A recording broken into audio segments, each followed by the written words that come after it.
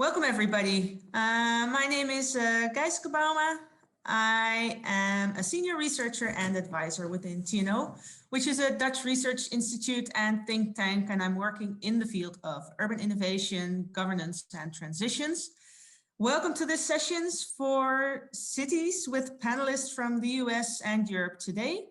And it's actually about how we are working on change in our cities and what are the challenges that we're facing and what approaches do we use to overcome these challenges. So we hope to share more about that today. And we hope this also is a starting point of building a network of cities that we would really like to use to share experiences. So before we kick off with any information, we will already share a link with you in the chat to announce that we have set up a short survey. And if you are interested in joining future discussions on this topic and we have made you enthusiastic with our stories today, then feel free to fill in that survey. My colleague Marjolein, who is also in this session, will share the link in the chat. And well, we hope to go on with these discussions that we are starting today. Then I will introduce the first two members of the panel that will give an introductory presentation to get you all up to speed what they are working on and the challenges they are facing. First of all, our Pierce, Policy, Planning and Projects Group Director at Portland Bureau of Transportation. He oversees the Transportation Planning, Capital Delivery and Active Transportation and Safety Programs divisions and has great interest in urban innovation, public-private collaboration to shape the future of cities. So welcome, Art. Great having you here. And Marije ten Kate, who is head urban planner at the municipality of Rotterdam in the Netherlands and lead of the Rotterdam Innovation Program Next City. And she has experience in spatial development and infrastructure planning and is fascinated by how technical and environmental transition are changing cities fundamentally. And both Art and Marije will kick off this session with some presentations. And Art, I would like to hand over to you first. Take the floor. All right, great. I will start up my presentation. All right. So I think this is a fun conversation to bring to Urbanism Next. We're so focused on the changes that are coming and sort of how they are happening to cities, but we haven't had a lot of conversations around sort of how cities are managing kind of the emotional process and the sort of almost existential questioning that comes in as cities are changing. So I think this is going to be a great conversation to bring to this conversation today. So I'll start out with this quote from Bon Jovi. I like progress, but I hate change. When I was thinking about change management, I think that is, everyone feels like they want to see a better future, but the process getting there is the challenge. I'm going to start out with a little bit of a jarring video, just for a first minute of it to sort of set the frame. 5 hours a week out of people's lives. Who the hell are you or Mike Bonin or anyone else to do that? Mike Bonin and Eric Garcetti call their plan to cut lanes from major roads Vision Zero, but residents are calling it Zero Vision. We can't go anywhere. We can't go to the store. We can't go to the doctors.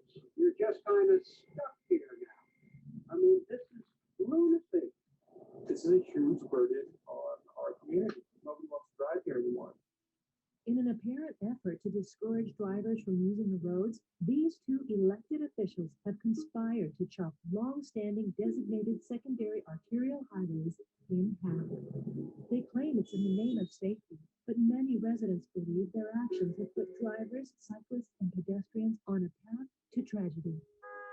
We as business owners were not contacted whatsoever.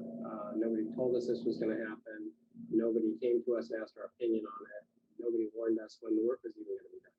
When you see the frustration on drivers as they sit in this endless, terrible traffic, it gets to them to the point where they don't use rationality anymore. We have a pull from the community. I haven't met a customer here yet who has been happy about this.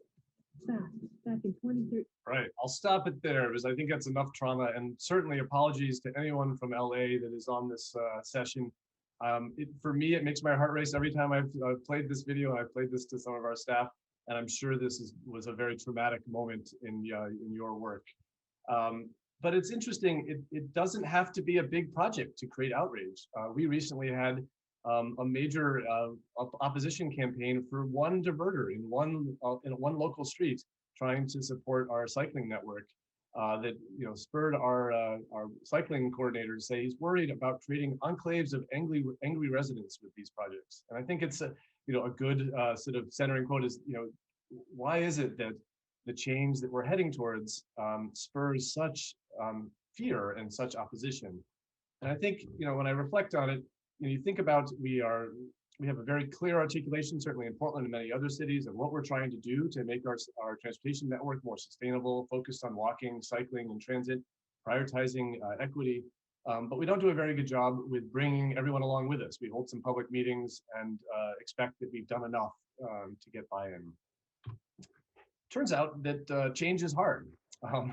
And when we look at change management literature, it mostly talks about organizational change, in which there's the executive, like in the top image on the right, leading us to the top of a mountain as a bunch of people in suits and ties and dress wear. And very little, if any, literature about how we curate change within cities. And I think in particular, one of the books that I found interesting was a book called Managing Transitions, which really separates the difference between change, which is the physical change, the project or the policies, and the transition, the psychological process that we must go through either as staff or as the community. And the change management is really the two of these elements combined together. And in that book, they talk about the phases of change, that there's the ending, leaving behind, the exploration phase, and the new beginning phase. And the city planner thinks we're here. We're in the adjustment and growth and where are we heading part of the conversation. And unfortunately, much of the public is still way back here in denial, anger, bargaining, even depression. And that leads to this huge rift in our public discourse as we're talking about changes of all sizes as they come through. We had similar outrage when we had scooters coming to Portland in the last couple of years, where people just could not believe we're allowing these to enter our city. Just huge amounts of sort of rift between the two. So some reflections of things that we've been doing in Portland to try to help with this. One key element is strong policy frameworks through our transportation system plan that really are becoming more explicit about what our goals are. Using plans such as our enhanced transit plan to set the stage for the Rose Lane project, which is changing the roadway itself and creating a broader understanding of the shared problem that we are in. We've done some study tours to other cities. Very recently, we just had a public symposium about sort of where to take our safe streets for people work that was coming out of the COVID response and where to take that next, and had at least a couple hundred people participate. So I think we're trying to keep the conversation alive and dialogue going. Very important, especially in sort of today's evolved consciousness, to make sure that we are really inclusively centering equity and in community involvement, having additional participation. We've actually found that online participation has really opened up some new opportunities where more people are able to participate in responding to surveys and the like, rather than expecting that posting a staff person in an empty gymnasium checks the box as community involvement. We're also we have begun capacitating community organizations to participate in our events, and even capacitating individuals who otherwise would not be able to come based on their financial situation. I think it's also really important as a leader and practitioner to be aware of sort of where are we at this given moment? What is happening that might be able to be leveraged to drive change? We have a new elected official who's overseeing our bureau, who announced in January that she wants to focus on placemaking and street conversion for place. That's a new priority. That's great. We already were working on that, but that is now an amplified move that we are turning the volume up very quickly. We have great examples of building back better from disasters, such as in LA in San Francisco. And then there's just the constant change of what are the events that are coming or the technology disruptions. And then we've been working a lot to try to make sure our changes that we brought to respond to COVID now become permanent solutions. Another big change is changing the process, and Nico talked about this some in his plenary, from one in which we plan for 2 years and then design and then construct, and it's now 5 years after we had the conversation and people don't know where the project came from, to shifting to a pilot model and more nimble model. So we've created more programmatic budgeting to allow for funding of small projects that can happen from dialogue to construction in a matter of weeks. Working with community to do test pilots. That top right image is a better block installation along our NATO Avenue, where the community actually put in those initial installations. And after 5 years of seasonally testing it, we're now building that permanent construction that you see on the right there. And then through COVID and the Healthy Business Permit Program, we have over 700 business permits in the street this past year that we're expecting to renew this year, really changing the understanding of what's possible in our roadways, which is very exciting. Always important to remember that we need to have people-based programs. They're harder to get funding for, but I think they're tremendously influential. So at PVOT, we have our Sunday Parkways bike rides. We have a whole Safe Routes to School program with a walking school bus and biking programs. And then also individualized mobility marketing programs that help people understand when they move to a new area, what might be their best ways to travel. Continued evaluation is very important. We need to say up front, what is it that we are planning to do, and then do an evaluation and publish that evaluation on whether or not we're meeting our objectives. So we have evaluation occurring right now for the Safe Streets program, the COVID response program, and then the Rose Lane pilot program, looking at whether or not these installations are truly speeding up the bus and helping produce better mobility for those individuals. I've taken to this analogy that I see, city systems is kind of like pizza dough. If you've ever tried to make pizza for the first time, you take that ball of dough and you take this cold ball and you try to spread it out as quickly as possible. And it's just a horrible mess. You can't make it work. And what we learn we need to do is we need to spread it out with some finesse evenly. And so city systems today are nervous, risk averse, bureaucratic, and what we want them to be is flexible, risk tolerant, transparent, so we can add all of these innovations onto them.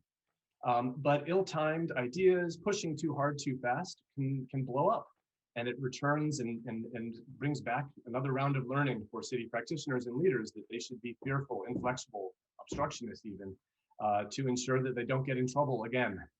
So it's a major psychological issue even within government. And I have sort of seen myself as somewhat civilly disobedient within government for 23 years of really developing partnerships with colleagues from other agencies and other departments to bring solutions upward that are ready to go. And that's part of our job, that there isn't just a direction that's going to come from on high down to the staff level of what the new solution is. We need to bring the solutions that make hard moves easier. And so I'm a big fan of Parks and Rec and Leslie Knope and her continual efforts to work within the sort of flawed systems that we are all functioning within.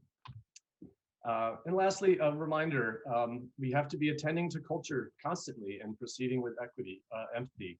This is hard processes, both within our governmental systems as well as with community. Knowing that change is going to bring stress and bring trauma to people, and we need to be understanding that through every step in the process. So thanks, I'll stop sharing. Thank you, Art, and we'll move to our next introduction in a minute, but I do want to say to the public and our attendees, if you have any questions for our panelists, please put them in the chat or the Q&A, and we would really like to take your ideas and questions in. So I hope to motivate you to do that. So Art, thanks for the story from, how you view this and how you're working on this in Portland in different ways. We're now shifting to Rotterdam, and Marije ten Kate will tell us some more about how the municipality of Rotterdam is working on this topic of change. Yes, thanks. I'll start sharing. Here. Can you see it? Yes. Yes. Okay. Well, my name is Marije ten Kate. I'm head urban planner at the municipality of Rotterdam. I first want to introduce Rotterdam to you. There are lots of Americans listening. It's the second city in the Netherlands. It has a huge port, 650,000 people in the city, and 2.4 in the region. Super diverse city. And as you can see, it looks a bit like an American city. And this is why. It was bombed in the Second World War, and the inner city was completely destroyed. So we had to rebuild it. But we didn't rebuild it as it was, but we rebuilt it as a modernist city, which means we used an really car-friendly scheme. I think you could say that Rotterdam is the #1 car city in Holland. We really love cars. But early 2020, just before COVID struck, Rotterdam, the city of Rotterdam Council, adopted the Rotterdam mobility, a new Rotterdam mobility approach. And we pivoted the pyramid from priority to cars to people first. And I think you can say this was a paradigm shift. And I'd like to tell a bit about how we did it. And well, did we actually do it? Because it's still policies. Some people are kind of skeptic. Policy is just paper. Maybe it's just the silos who did a paradigm shift. Well, paradigm shifts don't happen overnight. That's for sure. So the change started long before 2020. I think it's about 2014, 2015 that we started with this. But there was a huge awareness of the changing context, and we call it transitions as well. We distinguish between trends and transitions because there's a big difference in predictability. We as civil servants are actually quite good at the situation on the left, the trends.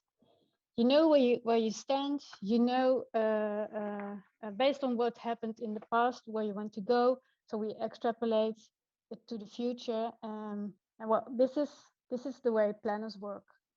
So what you did before is also a bit like what you are going to do in the future. But transitions is a completely different story. You don't know exactly where you stand, and you definitely don't know what the future will look like. We call this the X curve. It looks a bit like what Art just showed and then combined. So some things are still happening, some things coming down, other things are coming up, and it's just completely confusion. And there are a lot of uncertainties. This is the domain of Next City. We specialize in how to deal with transitions.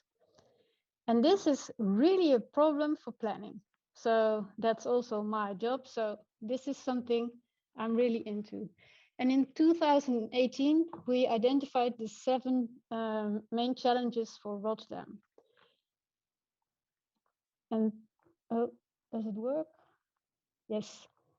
6 out of 7 have these transition characteristics. So this is not really a niche. This is something we need to get really good at. And then COVID-19 also struck, and that also has characteristics of transitions. So you need a different approach on transitions than you do on trends. If you have a trend situation, these are typical aspects, typical words for this kind of situations. You can steer towards a goal, and all these words are appropriate. So project, contracts, extrapolation, policies, programs, efficiency, budget, KPIs. Well, you do it according to plan. That's your results, and it's about management. And the other one is something completely different. You go towards the future, but your goal is very unclear. Maybe you know what you want, but you don't know how to get there. And it's more navigating. And you can see a lot of words like unknown, unstructured, confusion, nimble, experiments, exploration, trial and error. It's all about learning and leadership. In Rotterdam, we call the trend one the blue line, and it's about doing things better. And the other one we call the yellow line. It's about doing things different, about innovations. And we are very, we think transition demand change. We have a very simple framework on transitions. We call it the yellow and blue line. Blue is the regular one, regular policy and planning process, and you really need that. That's a stable basis, and we want to keep that as well. But we need also to innovate. So we also have an innovation trail. That's the yellow trail. They're separate, but they're interconnected at the start and in the end. And in the end, it's always the most difficult. And I want to show some examples how we did it. And in case anyone's interested in why the elephant's here, we made a booklet. You can look it up. There's some more information about this whole process. So this is one of the examples we have. We have the inner city plan, which is a blue line product. And they had an ambition to create a more attractive inner city, which is a bit of a problem with these modernistic cities. And we analyzed that there was a lot of a lack of space for pedestrians, but a lot of space for cars.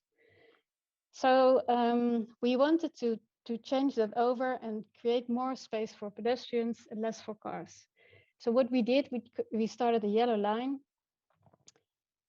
And there we go. We started experimenting by taking out parking places, which is a very unpopular measure to take, but replacing it for terrace parklets and monitor it, and also ask the community if it worked. And if it didn't work, we would take it out. And they were very concerned, of course, because, well, risk aversity is human probably, but they were afraid their profits would go down. We were kind of convinced that it would not happen, but well, we said we're going to see what happens, and if it doesn't work, we take it out. Of course, it works, and we changed the pavement. We enlarged the pavement in these situations, and it was quite a success because the temporary terrace parklets became a permanent strategy. Every summer, all the restaurants and bars can ask permits to make temporary terraces. And this was already in 2017 or something. And this came in really handy when COVID struck, because we knew how to do it, what to do, because it's also, so you have to do some regulation with the police, and with you earn less money with your parking fees, for example. So you have to really collaborate with a lot of people to do this. This is not an easy thing. Well, another example, we wanted to have more biking in our car-loving city. And that also means you have to have more bike parking. So we took the idea of the terrace parklet, but we changed it into a bike parklet. It's very simple, same procedure. We place these bike parklets on several streets, and we see what happens, because we have all the people going down every day in the streets, and we just ask them, hey, take a look if they're used. And if it works and they're used, then we can change it in for good. And we have 40 of these terrace parklets. They won a prize, by the way, an innovation prize. And we have created up till now a little over 3,000 extra bike parking places, taking out 300 parking lots. So it's really gradually changing the city, but It's 2 years now, and it really has an effect. Well, this one mutated as well. There were activist city makers who made a parklet. I don't know how to say it, and they made a whole experiment in their neighborhoods. What would happen if they would change the parks, the parking into little parklets, and also give other ways of mobility, so to see how that would work out in their neighborhood. We learned that we have to learn a lot about doing experiments. So we're now professionalizing this doing experiments. It takes some, you really have to know what you're doing. Tino actually is helping with that now. But we really were happy that we did that, because when COVID struck, we had a lot of things we could scale up, and we could scale it up really quickly. Within 2 weeks, we had this terrace parklets for the whole city, and within a month there were about thousands of them in the whole city, and it gave the bars and restaurants the opportunity to stay in business, and otherwise they would have gone bankrupt. And here we see, this summer we saw that the paradigm shift really became socially accepted. So it was not just paper, because when we scaled it up, people could really smell, hear, feel, see what a city would be like with less cars. And they were really positive how Rotterdam looked like when there was more space for other stuff than just parked cars. And I think this is the best proof of it. Our city council just decided to do a huge investment in so-called city projects, 233 million euros. And it's an integrated investment in greening, economic benefits, better air quality, development opportunities coming out of this air quality, because that's what preventing us from expanding, a lot more housing, water storage, etc. And it also means we can have permanent systemic mobility change. And the picture over there is one of our major junctions, which is going to be, well, a more like a green park, but it's also the tap to the whole inner city car system. So we're closing the tap bit. We're not banning cars, but we're making it more balanced. And this is really going to happen. So I'm just really proud that this is finally going to happen. These are, by the way, the other projects. It's not just this one. So this was what I wanted to tell. Thank you. Thank you, Mariah. I hope you can stop sharing your screen so we can see Yes. our panelists again. And we have been joined by Tomika Monterville from the city of San Antonio. Welcome, great to have you here, and I will introduce you shortly. You are the head of Department of Transportation of the city of San Antonio. Build your career in leveraging relationships to maximize the economic development benefits of equitable public transportation investments across the country.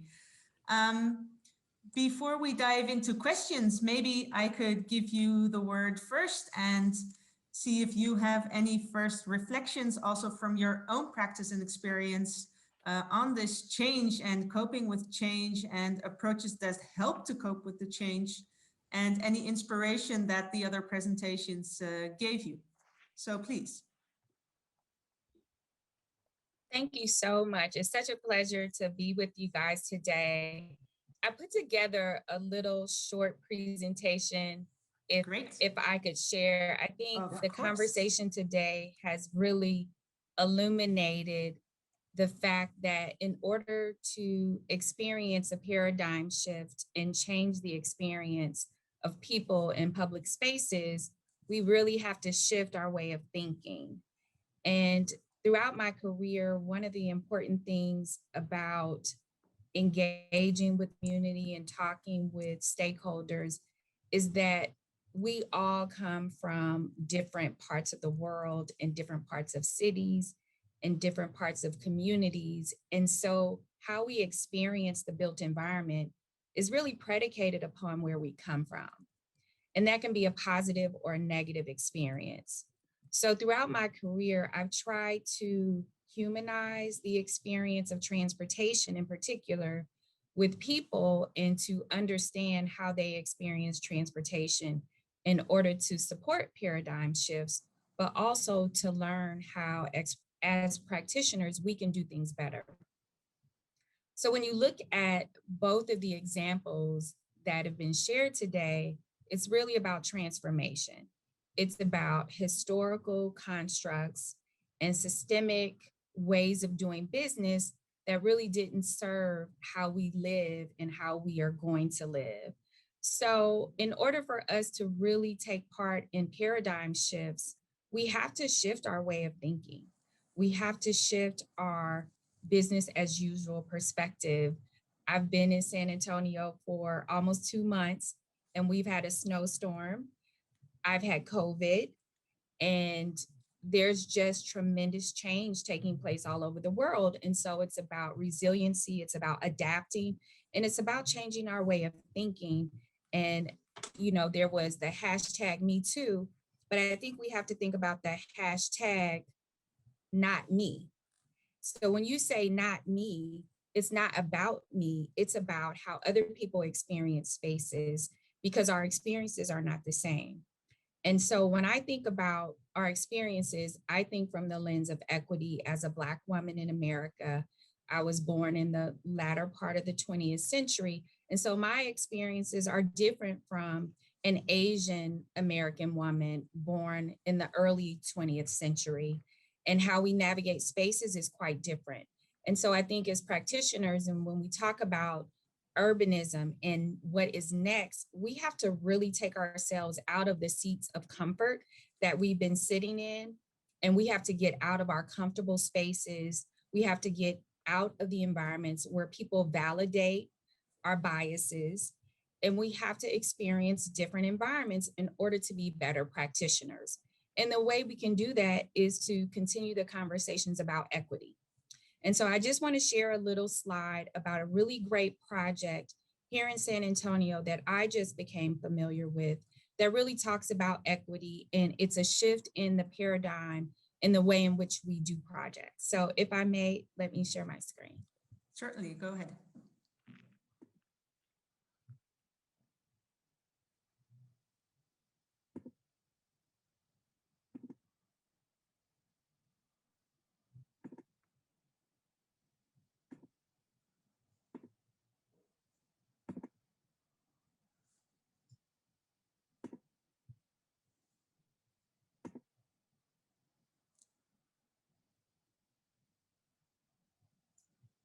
So we have a really powerful tool called the Equity Atlas, which in my experience is probably one of the best uses of geographic information systems spatial data. What this tool does is it allows us to take the spatial data associated with race, income, language, and also education. And what really is unique about San Antonio's Equity Atlas is we also incorporate those areas within the city where systemic redlining negatively impacted marginalized communities and underserved communities. And this tool is really unique, and this speaks to the paradigm shift that cities have to make in order to ensure equity, access, and access to opportunity, most importantly, and access to healthy environments, and access to generational wealth. When we think about wealth, we think finances, but that wealth is predicated upon your access to opportunity. And with this Equity Atlas, the city has the potential to really change the landscape and how we improve and enhance the public environment. And what we need to do as practitioners, when we talk about what is new urbanism, New urbanism can no longer sit back in silence and allow portions of our cities, our rural areas to be deserts, negative deserts that don't have access to opportunity, to quality foods, to quality experiences, educations, and jobs. So it's important to me when we talk about change management is that intrinsic in everything that we do, there has to be equity. Because if we do not ensure equity and access for the least in our communities, we are definitely ensuring less for the most in those who have in our communities. Because as we've seen with COVID-19, it does not discriminate. And when you look at health, when you look at an environment from the perspective of improving the experience for everyone in a community, whether it's rural or urban, you also improve the experience for those who visit those spaces, because that's what cities are about. It's about spaces, it's about places, it's about economies, it's about health, and it's about wealth. Now, how we've been doing things is quite funny, because at the same time that we espouse access and equity, we still perform within our business units. We have to ensure that one part of our city does not move with technology part of our sport. What this takes is look at our intrinsic systems and our external opportunities. Once we marry the two of these, we do have the potential as city to move everyone forward collectively. However, if we just access in organization within our city, not doing it across the board with all of our departments within our cities, we are doing a disservice to those who we serve, the least and the most vulnerable, and those with the most access.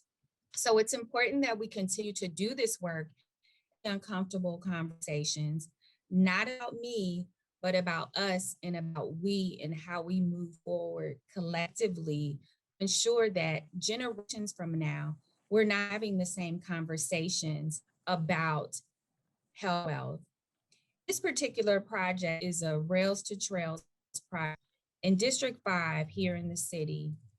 And it speaks to the experience of a data reuse, a community coming together and identifying a priority. Health is about wealth. It's about improving the public experience, not just for the people who live in the community, but for those who will drive through or ride through or scoot through on a scooter or walk through, and sharing that experience, because no one remembers the width of a right of way.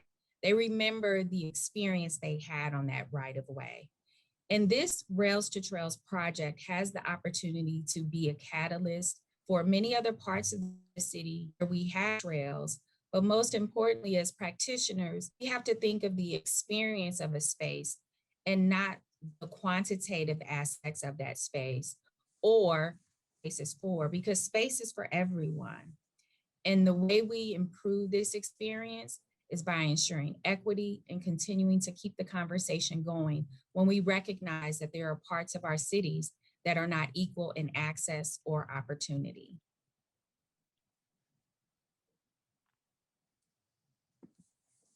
Great, Tomika. Thank you so Thank much you. for preparing this and sharing it and adding to the discussion, I think, from a really nice angle that adds to the presentations that Marije and Art also presented to us.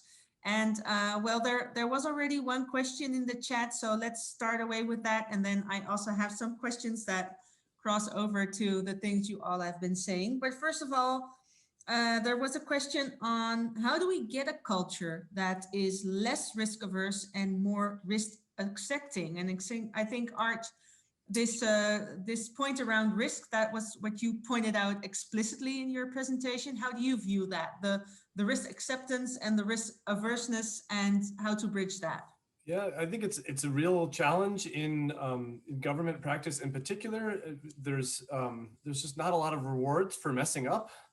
Making mistakes is penalized pretty heavily and can be very costly to the politicians that you're working beneath. And so it has to be a very explicit culture shift, I think, of having leadership say explicitly it's okay to pilot and pull things out. It's okay to test something and decide it wasn't a good idea. And doing that particularly with community, not to community, changes the dynamic of where, like, I think the Better Block model, where you're working with community groups to try something out with really, really inexpensive materials, is a great way to break down some of the sort of fragility that is deeply embedded within government practitioners who feel like they can only have a public conversation once they know exactly what the answer is, or can only present something once it's perfectly designed. All of those things creates this culture of fear of like, and also too much ownership. By the time you present it, you're so confident that your idea is the best one that when a community member questions that, you're offended by the questioning rather than chatting with them from the beginning and saying, let's figure this out together. I don't really know the answer. So Art, maybe just to clarify, because in the culture shift, it's one that you need the leadership to be well involved and aware and supporting, and the other culture shift is that you need to be nimble also in when you share plans. And I really like the word that Tomika used, share experiences, and really get those experiences in, and doing those difficult conversations, as you mentioned it, Tomika. So you mean both, right? I think it is both. And I think as a government practitioner, I started out in my 20s in the 90s working for the Bureau. I thought I was doing things with community to government. That was sort of what my job was, right? I'm going to work with community to figure out how we're going to force government to do better things. And slowly, I don't know how it happened, I'm now on the other side of that. I now am government and I'm in this other kind of role. And it's an awkward transition, and it's really hard to stay self-aware and open as you get more deeply sort of included within the power structure, to continue to question all that process and allow yourself to be open to this sort of changing dynamics.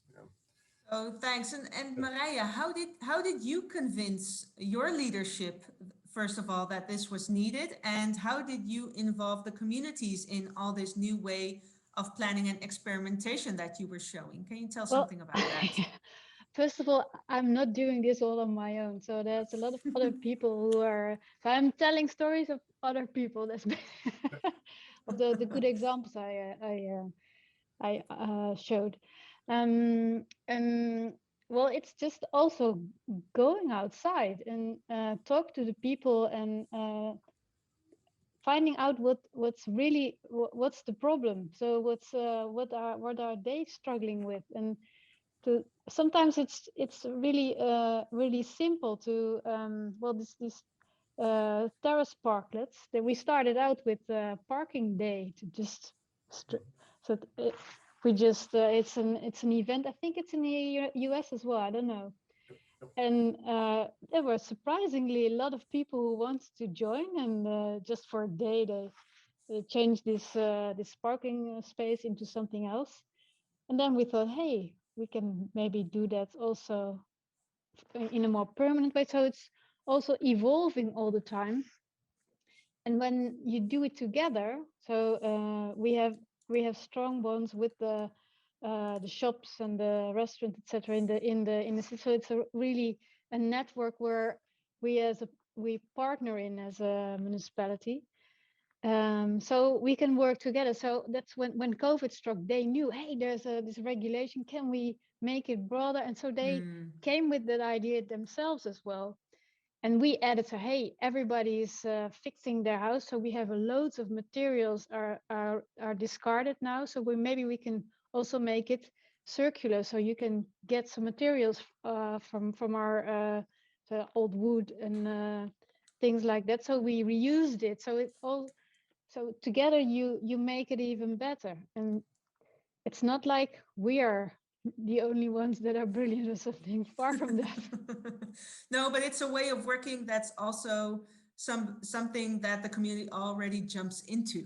That's what you're saying. But you need to be open. That's really key. You need to have an open conversation. that's the only way you see new things as well. So if you're just fixed on this is what I want, this is what I need to my target, blah blah blah, then well, you won't even see it. You won't hear it, what they say. Yeah, great. Before we go further, I'd like to say hello to Karina Ricks from the Pittsburgh's Department of Mobility and Infrastructure. Great that you're here and joining. You just settle in and I'll get back to you later.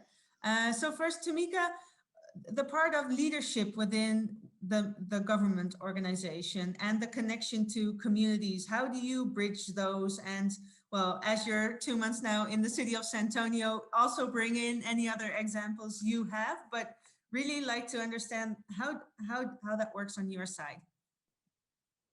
I think the biggest thing I've been saying to myself that empathy is the new black, and emotional intelligence is the new black, because leadership really has to start from the top, and it has to guide the experience of station. And what that talked a lot about culture.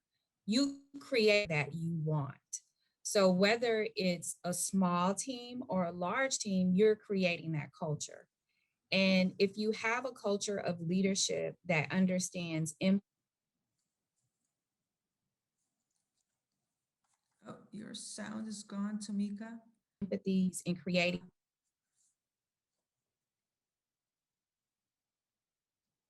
Tomika, can you hear me? Something better. Oh, sorry. Yes. Your sound sometimes slips away. Oh, I'm eating. Yes, exactly. Oh, that's too bad. Culture, and that they also empower the leadership within the cities and within the communities spaces that they want. And it's difficult sometimes because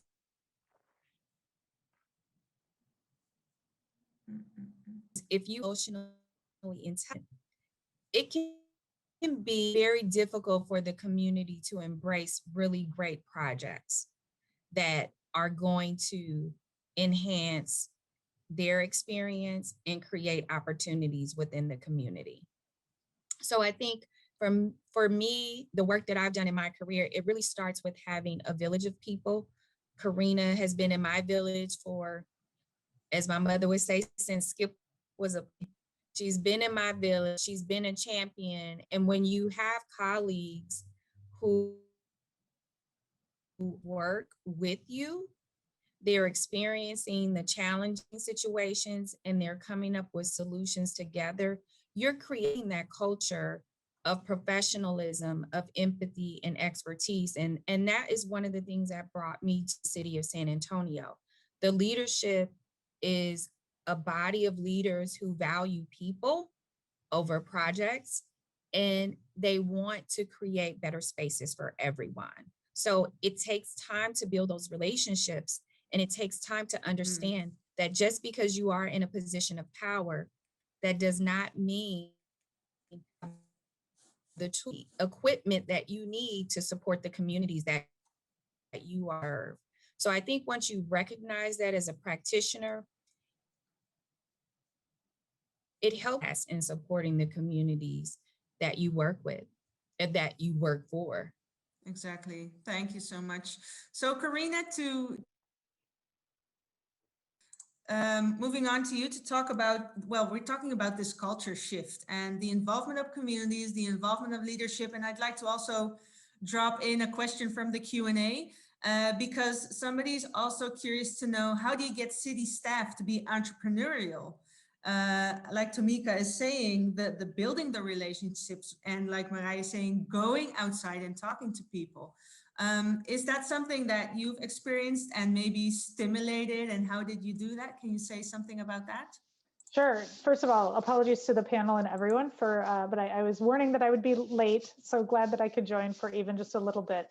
You know, a little bit about what Tomika was mentioning too about you know, the ability to take risk, the ability to try something different. I'm sure the panel has already talked about the willingness to fail, or the ability to embrace failure as just an opportunity to do better. I think is really important. I came to the city of Pittsburgh about 4 years ago. I had no history or connection or anything to the city. I was doing very well in the private sector. And so to come to the public sector, as we know, we do it for love, not for the lucrative opportunity of it.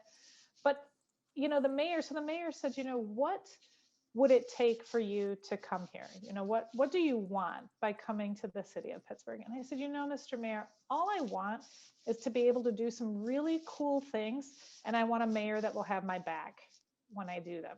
And he said, well, you have that. And I will say, you know, a big compliment to Mayor Peduto that he has never fallen away from that. And I think that is what it takes to get staff to be entrepreneurial, right? That the leadership at the very top is saying, you know, if you're going to do some cool things, if you're going to do some unusual things, sometimes you'll get them right and sometimes you'll get them wrong. But, you know, I have your back as long as you're trying. As long as you're trying, and as long as the reasons that you're trying and what you're trying to solve for are things that I believe in and that are aligned with the value of this city and this community. And you know, and I think that trickles all the way down when you kind of have that I've got your back. You know, it gives the staff the opportunity to fail, hopefully fail responsibly, better yet succeed. But you know, we don't. You know, we just need to have that bravery, that comfort level, that little bit of that little bit of padding that lets you be a little bit more emboldened. Great, great.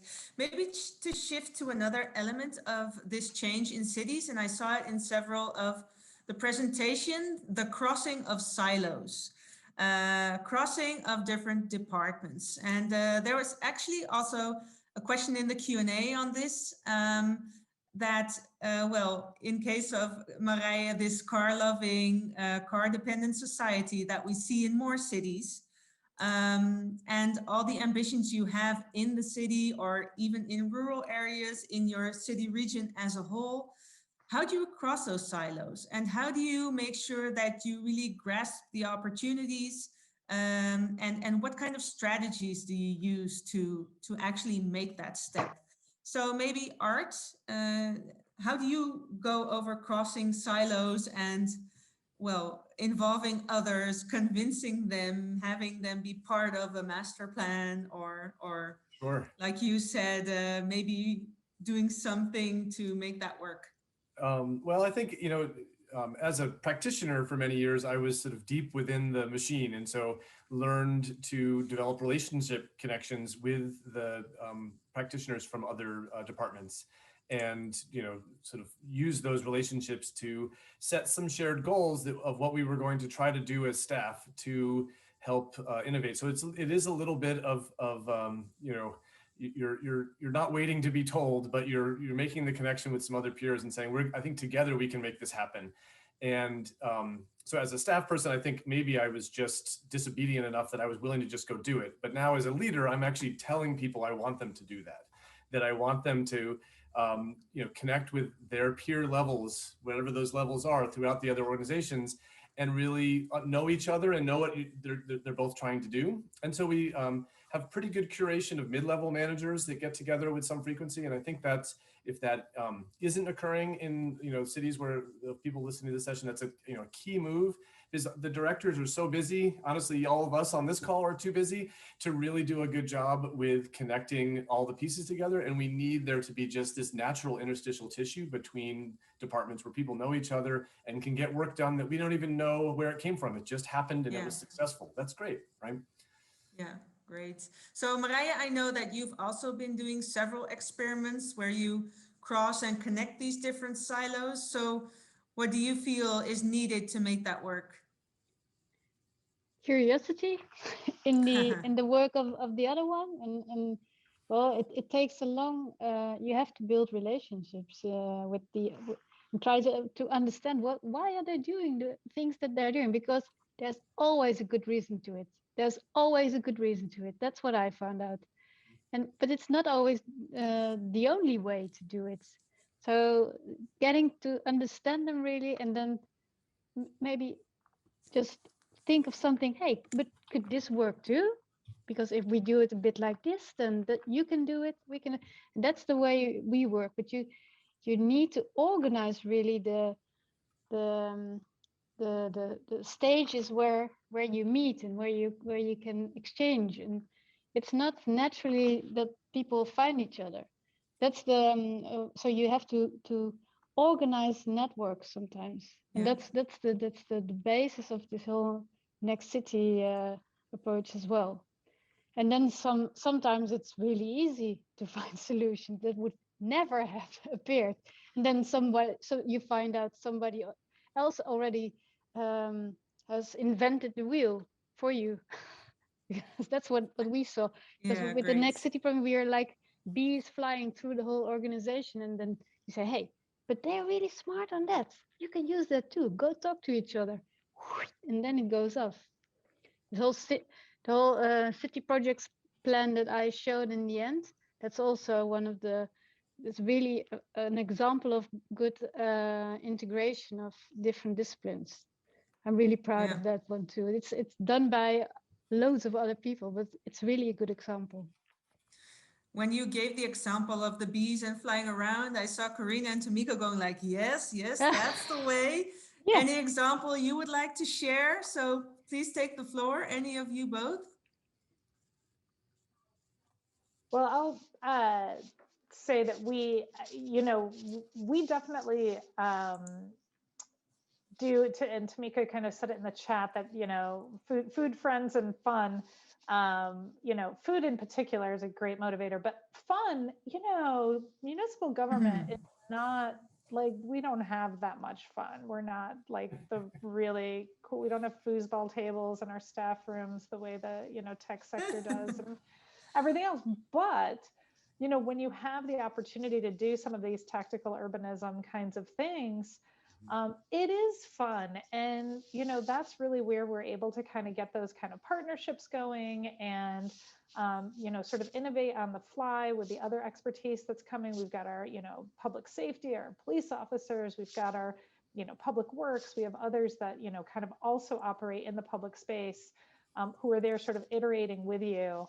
Bye, Tomika. Thanks. As you're doing it. So I agree that if you can make it fun, partners come from anywhere. And I also agree that stealing good ideas, the mimicry is the surest form of flattery, as we say. So stealing good ideas, I compliment many people by stealing their ideas.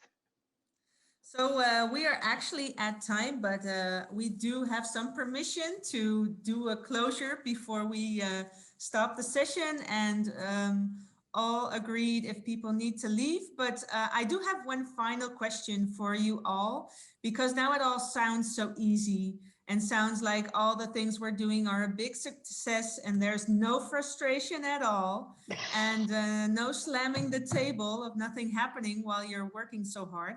So I would like to ask you one question, and I'll go along all three of you. If you are still able to change a thing or make a next step, could you give any example or idea of something that you think, okay, in the coming year, that's really something that I would like to work on because that's something that we haven't mastered yet? So Art, any ideas on that? Sure. This has been a great conversation. Even preparing for this conversation has been sort of a good reminder of some of my sort of core values, because you get caught up in the work you're doing. I think I'm going to make this culturally more explicit, that this is my expectation for how our team works, and that we want to engage in sort of early collaborative, inventive conversations from the start. And knowing that we're accepting failure and mistakes to be made, and that I have their back, and that our director and commissioner does too. Because I think that's, we can only, I know I've said it before in a staff meeting, I don't think I've said it enough times. Great, thank you. Marije? Well, what we're going to do for sure is well, we're always talking about doing experiments, etc. But we really want to to become better in doing that. And how it's really something we have to grow in. It's not we're not doing that well Finished enough. learning. No, that's what No. we're going to do. Thanks. Karina?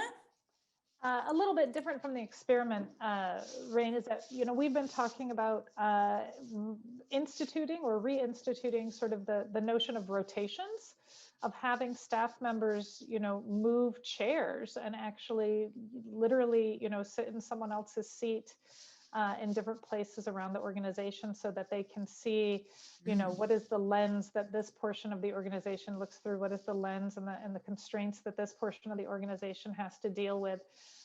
Because then I think we have a lot more empathy for each other, but I think it also, feeds that creativity and the ability to kind of put different threads together to weave something else. Yeah, great.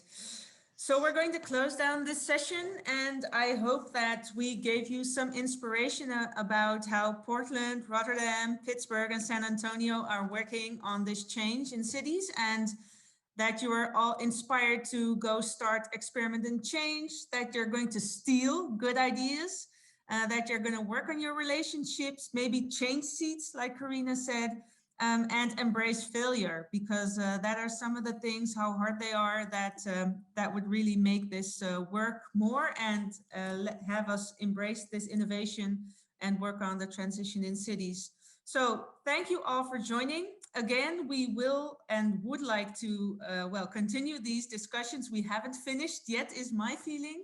And again, we did put in a link to a survey. If you are interested, please fill in the survey and join us for future discussions. Would really be great to have you all in on that. So thank you, and thank you, Art. Thank you, Marije. Thank you, Karina, for joining us in this session. It has been a great discussion. And for everybody that's moving on, have a great day. Thank you all.